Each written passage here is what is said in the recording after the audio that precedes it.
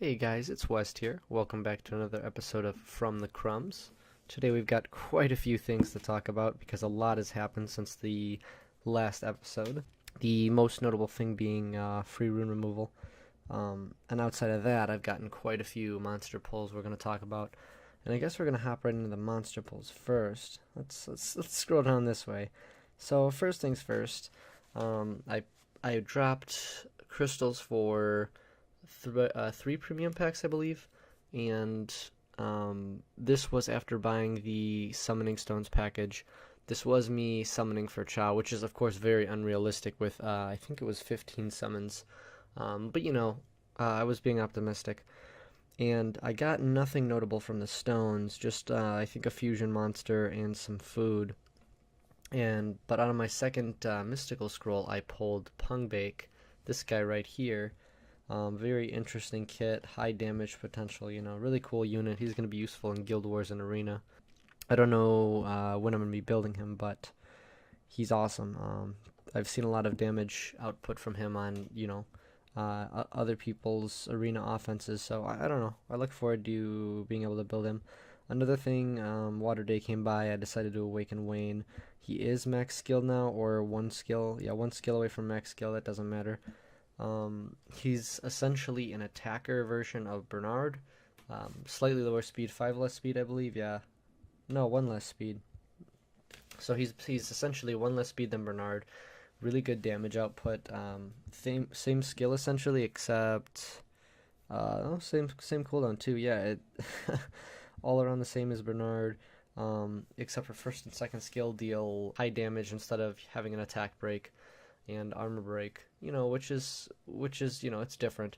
Mostly for dragons, I was planning to bring him because I did not plan on pulling a vert anytime soon. Next up, we got Beretta out of a scroll. Super excited to get that. As you can tell right here, I was working on fusing Beretta soon, so I had all the monsters leveled up. I was getting ready to farm all the essence for him this week, and then I pulled him from a scroll. So I'm like, oh, it saves me some time, and these monsters will likely be used for 5-star fodder in order to make my next 6-star for this event. Another thing I failed to mention, Galleon is now 6-star. Super excited. He's been getting all my Devilmon priority, so let's see, 5 more Devilmon and he'll be maxed, so he'll be 6-star and ready for when that happens, and when that happens, I'll just switch all of Megan's runes over to him, which will be pretty cool. Hopefully that adds a little bit more damage output to my teams and a little bit more consistency, but we'll see when the time comes how he performs. The next monster I pulled was a Vertihil. Extremely excited about this. This was a premium pack yesterday. I do not participate in No Summon November, as you may be able to tell, but I pulled this guy yesterday. Super excited to get him. I didn't expect anything but food. I was just trying to get some more 3-star fodder for this event, and I pulled a vert, and no complaints here. Extremely excited. The first time I've ever had a vert on any of the 3 or 4 accounts that I've had, so I look forward to building him for dragons. It defeats the purpose of me building this Wayne. I guess I can make a safe team, but the entire reason I built Wayne was because I expected that I would not get a vert, and a Wayne Spectra combo essentially does the same thing as a vert. At least in terms of how efficient they are. That's about all the monsters we have to talk about. We have some other 4-stars here that are just, there for whatever. We still have these monsters sitting around for Joker Fusion, for if I ever get a Lucian. Outside of that, free rune removal did happen between the episodes, so a lot of my monsters did get big upgrades. Let's see. Megan is most notable. She's at plus 109 speed. Not exactly sure where she was last episode. But her accuracy is up. That was an issue. I do remember her accuracy was about 35% before, and it wasn't looking good. But I did get these 2 runes, which were kind of insane. These were blue runes to start that rolled extremely well. And I guess this kind of goes to show you guys you should always keep blue runes no matter what. So these are blue 6-star runes with both had speed HP. One's percentage and one's flat. And it double rolled decently high rolls into speed both times. So this one was a 5 speed rune that rolled 5 both times, which is amazing because a 15 speed rune at this point in the game is extremely valuable. This one right here was I believe it was a 5 speed rune that rolled 6 and then rolled 5. And again, no complaints here. And both of them rolled very well, and their third roll is getting me extra accuracy, which allowed me to put these runes on Megan without having to, worry about an accuracy slot 6 or some ridiculous accuracy rune, which I have on Vero now. So speaking of Vero, his build got a lot tankier. My biggest problem I was having was Vero's rune quality wasn't high enough, and his defense was decent, but his HP was a bit low, and so his HP went up about 5,000 and his defense went up about 100 or something around that, and he of course is still very fast, so he probably has my strongest set of swift energy together. His accuracy is decently high, so he's got this ridiculous rune right here, which I was speaking about earlier. This was on Beladian before. This is a 23% accuracy rune, which is great because it's a 6-star HP rune as well.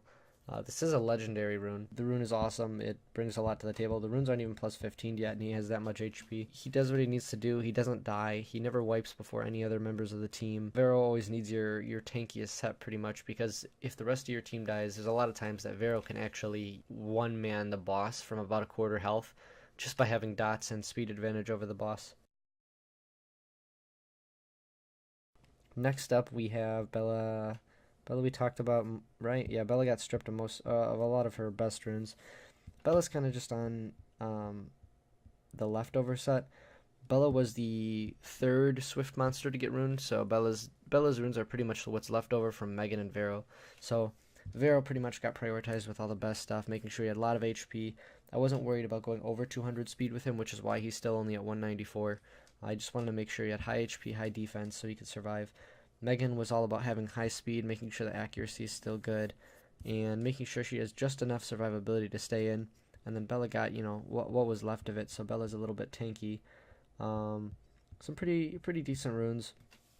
I would like Bella to be a little faster, but being as Galleon's not too far away from being part of the team, Bella's actually probably going to get subbed out for a damage dealer, and I hate to say that. I know I'm going to make a lot of people salty, because I'm not exactly at the point in the game when I should be switching out people for damage dealers yet, which is why, of course, I gotta wait for the runes until I can really build another damage dealer besides Sigmaris. But I have to keep that kind of stuff in mind when it comes to how many of my resources I'm gonna devote into building a specific unit. So Bella's probably not gonna get too many runes or too much mana in terms of upgrades, but the runes that Bella's got right now are good enough to get me through Giants still. Let's see, we got Rakan here. Rakan's he's on some weird energy blade stuff. This is not like a real rune build. This is more so I could screw around with him in Guild Wars. He's got high accuracy, good nothing. His HP's too low, his crit rate's too low, his crit damage is way too low. He's runed up, again, like I said, just enough where I could screw around with him. His runes are garbage. These were just runes that I got. I guess this rune over here is keepable. It's got good crit rate HP. This rune is very meh. This was like a rune at the very beginning of the game. This was a white rune I got from Garen Forest, I assume.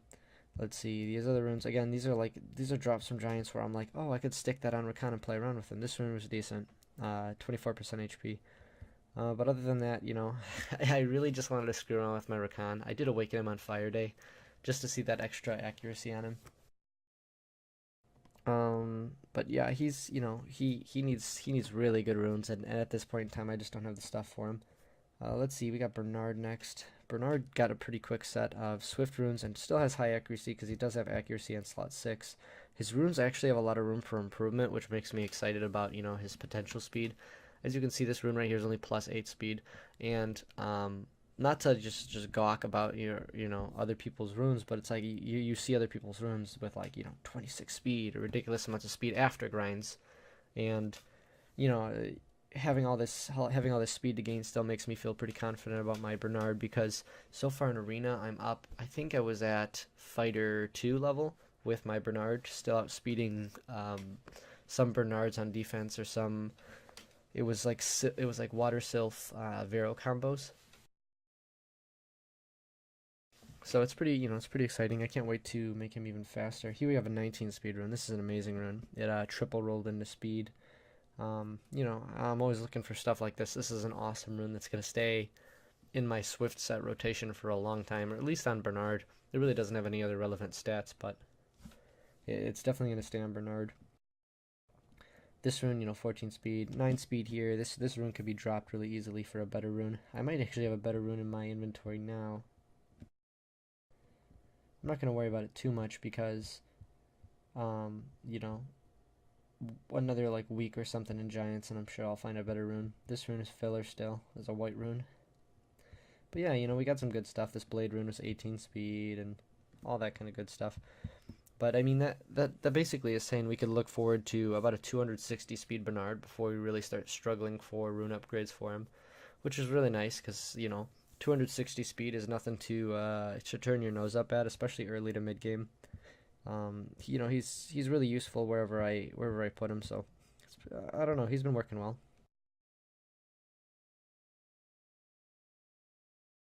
Other than that, there's not too much else I want to talk about. The Verd we're not even gonna think about building yet. I mean, we have some Swift runes. We have nothing that I would like enjoy giving him. We have this decent crit rate rune, which is only decent because it's 6-star and legendary. But other than that, it's you know, it's whatever.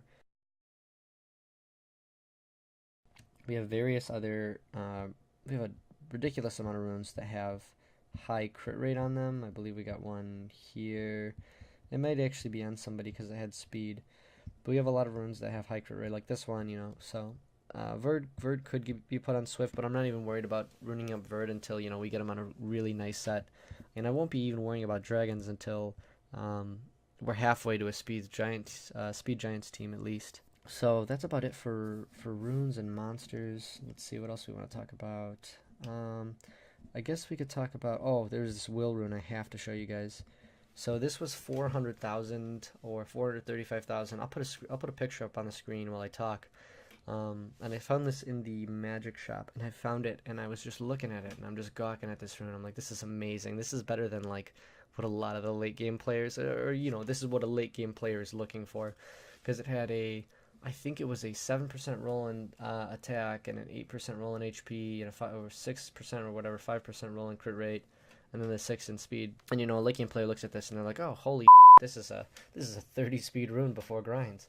I looked at it and I'm like, this is better than any rune I'm gonna have for quite a long time. And so I grabbed it, and you know, no expectations of course, because the second you go into this rune hoping for 30 speed, you know, that's when you up in Summoner's War, because you know you're gonna get screwed over. So I powered it up, and you know, pretty decent HP percent, attack percent, it's got crit rate. You know, this rune would have use on a Theomars, my Rakan for sure. My Rakan would love this rune because, you know, HP, he does utilize attack on his first skill. So I don't know, I really love this rune regardless of if it went to speed. I was just hoping for high rolls, and you know, the rolls were pretty decent. I've got nothing to really complain about, especially since it was a shop rune. But I guess this goes to show that, you know, there's sometimes you could find better in the shop than, you know, you get out of a drop in 4 weeks of grinding Giants, because I don't think Giants has really dropped me much in terms of powerful runes. I think I've gotten 1 or 2 despair, like a despair rune like this is half decent if it goes into speed and HP. That's a big if. I've gotten a lot of legendary despair runes that kind of sit around here, which are of course now going to be put onto Beretta in hopes that we get further in TOA, which is a perfect segue into my TOA progress. I did get to TOA normal 81. I didn't brick wall on this stage. I had to take a break. I got burnt out from TOA. I'm gonna try to get to beat 90 if I can before reset, but I'm not sure if I'll be able to. In TOA hard I got up to 35. You know, this, I didn't even try this wave yet. Again, it's TOA is very, and it's, you know, it's something you got to do, and you got to give it your full attention if you really want to progress, or at least at this point in the game for me, it's like I have to give it my full attention to make sure, because if I screw up one person's move on my team, like if I don't speed buff with my Bernard, or if I don't stun with Vero, if the stun doesn't land, I got to restart the wave. So you know, it's just really tedious, and I haven't really gotten to putting in that much time into it. Like I said, I hope I get till 90 or get up to 90. I don't know if I'll be able to, but I'll try. I'll try to go as far as I can before the refresh. And I don't think much has changed on my Giants team. It's about a 2-minute 35-second, 2-minute 45-second run, so it's pretty decent. Big thing so far is Sigmaris. You know, Sigmaris wants really good runes, and there's not much better I can give him.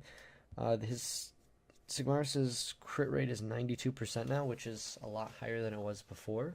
I believe it was like 85 before, so it went up by like 7. The crit damage, I can't seem to get crit damage on runes, which is crazy, because that's usually the one thing I don't struggle with. but the runes aren't amazing. I did up the attack by a lot. The attack went up by 200 or 300, so that's really nice. It means the damage output's going up. I'm not going to worry about scaling up Sigmaris, of course. Sigmaris doesn't really need it. The cooldown reduction is nice, but my wave clear is not going to be really affected that much. Of course, if I go for a speed team with Sigmaris included, I would probably have to scale up Sigmaris just to maximize the damage output. Not super worried about that yet, so right now it's just grinding for 6-star runes and looking for decent subs on 5-star runes. We have been fighting a lot of guild battles. Now we just started one, that's great. So I'll go ahead and talk here. Maybe I'll do some guild battles for you guys today and talk about my compositions. If we could even take these people. I have been farming a lot of guild battles. I got my Rainbow Mon, of course, because I'm trying to 6-star for the event. I am at 20 Ifrit summoning pieces, which is really nice. So hopefully I can get one more this week. I want to get 2 a week. That's really optimistic, but I'd love to get 2 a week because we are a farming guild. And so I have been getting, I've been getting involved in every war that I can. With the exception of 1 or 2, we've had pretty easy wars. We have some. Oh yeah. We have some we've come into against like High Conqueror and Guardian level players when we were farming too hard, I suppose. And we were just screwed because you had, ridiculous compositions on defense. You can't do much against like, I think it was like Huadam, Perna, Chasun, like some super safe comp or something like that. I don't know. There's some weird defense compositions where it's just, they're super tanky defensive healers, or your typical Theomars Chasun +1. Most of them were Kamoon Theomars Chasun. I can't hit those defenses, that's for sure. But there's not much else I'm worried about in the guild shop. I don't plan on buying any of the pieces. I don't plan on buying any of these flags for a long time. I guess before we hop in, I'll just show you guys my my glory towers if you guys are curious. We'll start at the end here. My ancient guardian, he is level 1. Sky Tribe is level 1. Ancient sword's level 1. I did level up the ancient sword for the 150 glory points refund for the event. I got the water sanctuary I'm putting points into because Sigmaris is my primary damage dealer in no matter what composition I run anywhere. Mysterious Plant is level 3, and the Sanctum of Energy is level 5. So I've been putting points into each of these buildings and making sure I get my Devilmon every week, of course. But it's it's a slow grind toward it. I try to always make sure my wings are empty, so I usually have to set a timer on my phone to make sure I come back online. I'm a real stickler about like efficiency of resources, even though I summon a lot. Like I will never feed a 3-star. I don't even feed 2 stars as food most of the time. Like when I'm very desperate for space in my box, I might feed 1 or 2 2-star monsters, but even that makes me cringe a little bit. So I try to stay super efficient with my time and resource management, and I feel like I do it pretty well. So yeah, I guess we'll hop right into these guild battles. We're gonna start with the +1s, of course. Just to we're not gonna touch that. We got some higher level players. I'll leave that to them. So for most of these farming guild battles, I guess you can't really take them too seriously, or you have to take anything I do with a grain of salt, because you could take just about any kind of composition into these and get out of there.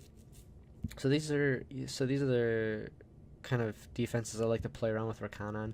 And I know this isn't a really good accurate portrayal of what Rakan can do, because my runes aren't great and the defenses aren't really real. But it's still really cool to see Rakan just go off sometimes. I've sent him in solo against certain compositions. I probably could have sent him in solo against this one as well. But this kind of stuff makes me feel like I could send in a solo Rakan if he was like +70 speed or something. I know you don't need speed on Rakan, but if you don't have like a will runes on him, then I feel like it's pretty necessary in order for him to be able to put on his immunity and actually survive long enough to collapse. These defenses are Kind of a joke. And I know this is a farming guild, but we've actually, I don't know. I feel like we face a lot of farming guilds, but even when we face farming guilds, like half the defenses are real defenses. Like we got this one here, that's a real defense. That's semi-real defense. You like, yeah, some of these it's like obviously this is kind of a troll defense, but you get some in there where it's like, no, yeah, that's not gonna work. No, like, yeah, like this, you know. And it's never like all farming defenses, at least. But this guild is great.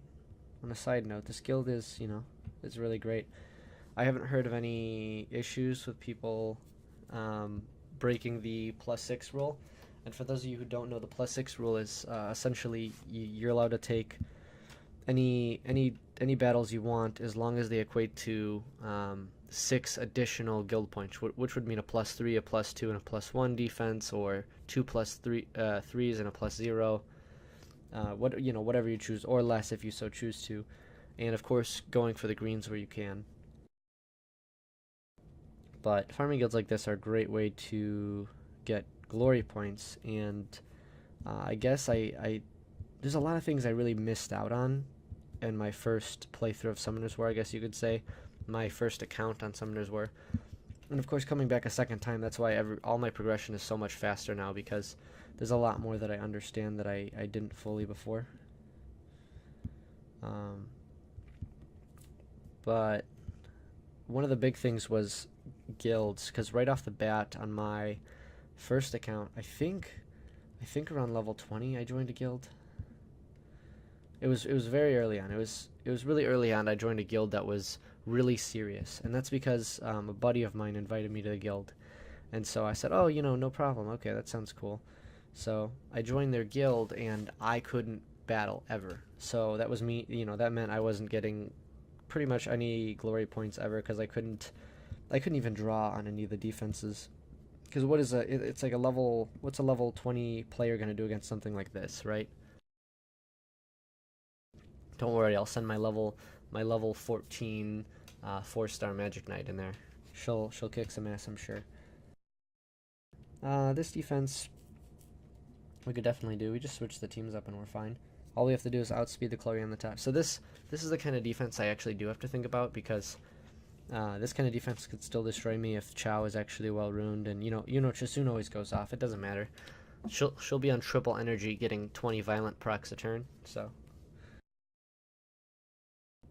but I don't want to risk losing any guild battles that I don't have to. Of course, if we're against a guild that's far above me, then what I do is I do my best to draw. I always try to, do as much as I can in a guild battle. There are some battles though where I'm just so outclassed by the enemies where there's not much I really can do. Either way, I always try to get as many glory points as I can, of course, because getting those Ifrits are really important. And just about any Ifrit, will do something for you in the game. I can't think of a scenario where you don't want any of them. Tessarian's amazing for TOA, Amir's amazing for Giants, and Theo is just great everywhere. So pretty much any Ifrit will, I don't want to say change your game, but will make your game easier in some aspect. I personally don't care which one I get. On my last account, I got an Amir, and he was being used in Giants. He's really cool.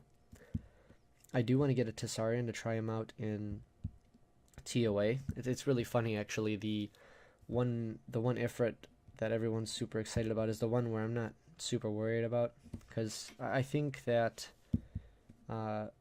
Theomar's is really cool, but he's really not. I don't know. He's really overused. He's an amazing monster. He has great damage output. He's got attribute advantage over everybody, but there's just so much hype surrounding him that it makes him less interesting to me. So I guess that's why I'm not super excited about him.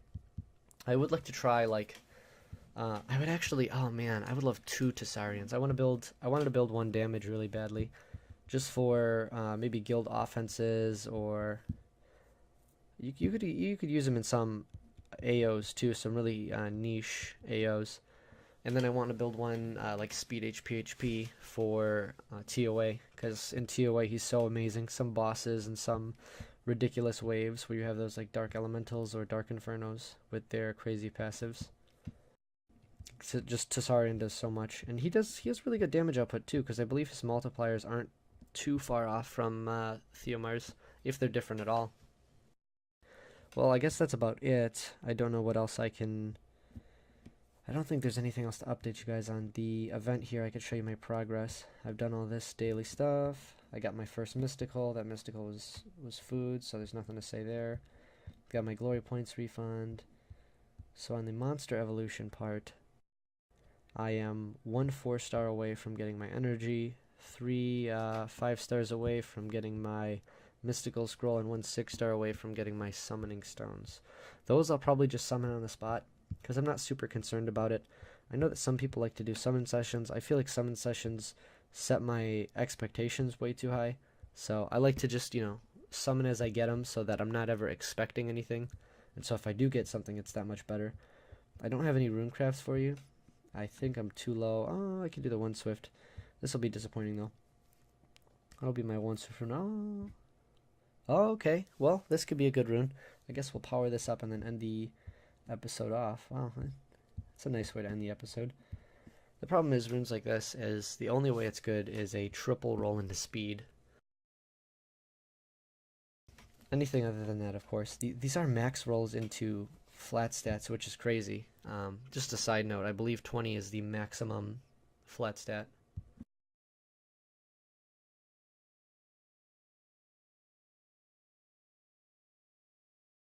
Runes like this are also really scary because well, we'll go to +9 because a 15 speed is still relevant, but at this point the rune has lost pretty much all of its value.